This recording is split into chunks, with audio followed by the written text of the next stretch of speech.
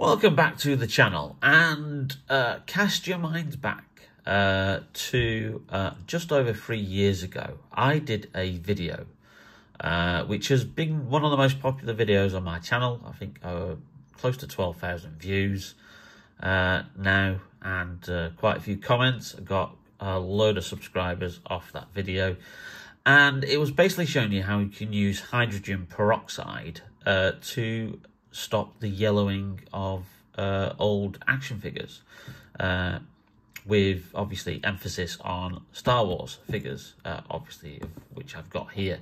This is just one of my many kind of like old ice cream tubs where I store my old original Star Wars figures from the 1970s and early 80s. Yeah, I know, I'd like to put them on a display somewhere, but I just haven't got the room. So they've been in these tubs for quite some time. But I will get them on display at some point.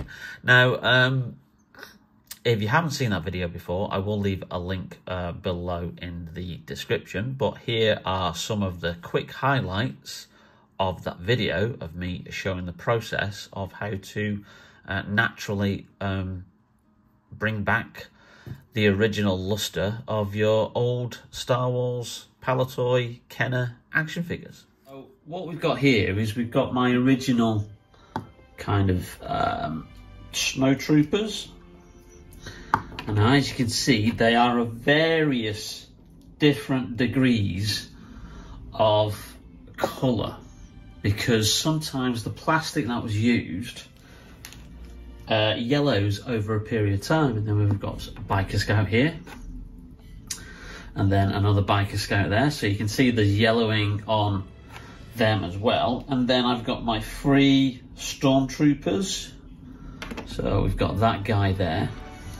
We'll put him on the end there we go. And then we've got this guy here, so he's looking a little bit worse for wear. Oh, the scout trooper's just fallen over. And then we have this guy here who looks like he's been smoking 60 a day for the last 40 years, and I'm not even sure he's going to stand up properly, because this guy here is actually, no, he's not. He's actually my very first Star Wars figure that I got in early 1978. So the method that you use is effectively using over-the-counter hydrogen peroxide solution, which you can get from any high street chemist, and as you can see, it only costs £1.20 a bottle, and it's the 6% solution. But so I've got a couple of bottles there, and then I've got this container here. So what we actually do is you fill the container up. They're all submerged now, so what we do need to do is put on your top and make sure that that is airtight. And then the next part of the stage is to go outside. So the next part of the stage is to put these in direct sunlight where they can absorb the sun. So we're just going to put it down here, there, and then what we're going to do is we're going to leave that for about 48 hours. They're all washed and dried, free of any remaining hydrogen peroxide, and well, I'm just absolutely astonished at this. Yeah, you know, I've seen videos where obviously it's kind of like worked, but even I didn't think that it would be so successful. How much cleaner and whiter he looks. Not quite a new figure, you know, because obviously there's still some paint wear on there, you know, which you are going to get for, you know, something that is like, you know, this old. But I'm just amazed at how good he's turned out. So there you have it. At the time, it was seen as quite successful. Like I say, that video has gone on to be a very successful video of mine. Now, I didn't give much thought about it. Obviously, occasionally I get the odd comment still on that video.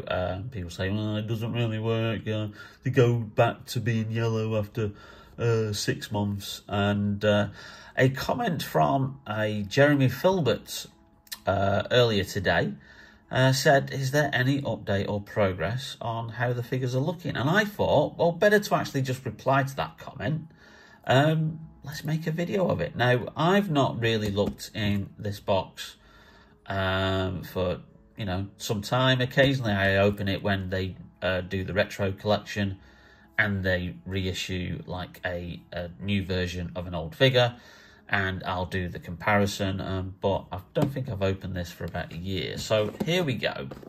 Let's open this box. Now, the reason why I know all the Stormtroopers and Snowtroopers and Biker Scouts are in this box is because this is my kind of like Imperial Baddies box. So let's have a quick look, and already I can see that, yes, there are a couple of instances here. So let's do the Scout Troopers first. So obviously I'm filming this in natural light. Now, as you can see there, yeah, there is a little bit of yellowing back, but it's nowhere near to the extent of where it was previously. And I actually think I might give this another go, because yeah, there's the yellowing on the front there, but on the back, certainly of that one, it seems to have retained its like whiteness. So yeah, so those are the Scout Troopers or Biker Scouts.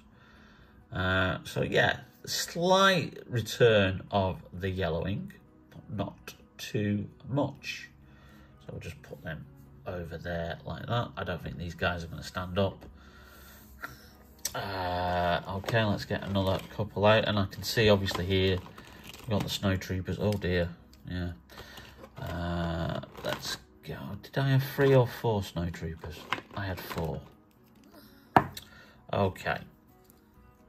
So we can see in this instance the yellowing has returned, and just look at the different amount of weathering that you've yellowing, not weathering, that you've got there. You've got this guy here who's predominantly not really affected at all. With some slight yellowing, and I think this guy's my first because he's got the most wobbly legs. You've got these two who look to be exactly the same, with only the head and the torso that have yellowed. The rest of the plastic seems virtually unaffected. So they have gone back to a bit of a yellow stain. Just put those guys there. And then this one seems to be the worst. Obviously, he's gone really, really yellow. And this guy seems to be made of a harsher, stronger plastic than these guys. These guys seem to be made out of a bit of a softer, more malleable plastic. Certainly, yeah, there's a different feel to them. And obviously this is because, you know, Star Wars figures were made by various different factories all across the world. You know, yes, a lot of them were made in Hong Kong, but if you look at all the backs of them, you know, some of them have different, slightly trademarks, but what they will all have on there is the Lucasfilm copyright. But yeah, some were made in Hong Kong, some were made in like Vietnam, Thailand, some were even made in like places like Germany and England in the Palitoy factory at Colwell, Leicester. Because such was the demand of these toys that, you know, so they were kind of like made everywhere. Even in the USA, they made the figures, you know, the Kenner factories over there. So yeah, so he's gone back to being yellow. So the big test is going to be how the Stormtroopers looked, and as you can see from those clips that I showed you, there was one particular Stormtrooper which was one of my very first Star Wars figures. Let's see if I can actually find him. I don't see where he is. But these two guys, again, this guy's suffering from very much that Snowtrooper syndrome. He's gone more kind of like back to being yellow in the torso and the head. This guy, obviously, you can feel with the legs and the arms, a different type of plastic. So he's kind of like more yellow all over. Now, where is, just put those to one side, where's my original one? He's in here somewhere. Oh, here he is, right down at the bottom. Yeah, and I know he's the original because he's got the most wobbly of legs. Now, he he completely was all yellow everywhere, but he seems to have retained the whiteness more on his legs and arms, again, probably down to the plastic that's used.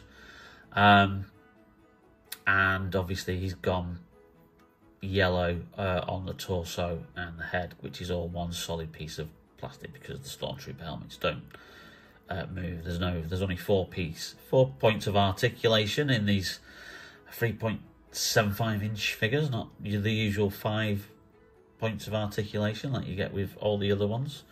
So it's a mixed bag really. So there has been some success, but all of them seem to, over the course of 3 years, gone back to a stage of going back to being slightly yellowed. So the question is, do I do the process again? And perhaps perhaps amend it and do it for slightly longer. Because there is some success. I mean, they were all kind of like various states of wear, and I'm just wondering whether if we do it again, whether or not it'll take more, or whether it's going to be one of these processes where you just have to continue to do it over and over and over again. Or is this just the case? You know, some of these figures are coming up to like being nearly like 50 years old. Certainly this guy here, you know, bought for me in 78. So he's 46 years old, this guy. But, you know, who knows?